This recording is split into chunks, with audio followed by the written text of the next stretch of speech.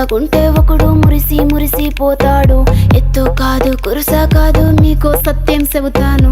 అందిన ద్రాక్ష తీపి మీకు మీ మగ బుద్ధి వంకర బుద్ధి. అంటావా మావా అంటావా మావా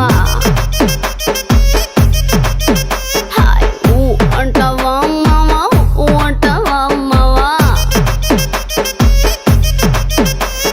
బొద్దు బొద్దుకుంటే ఒకడు ముద్దుగున్నావంటాడు.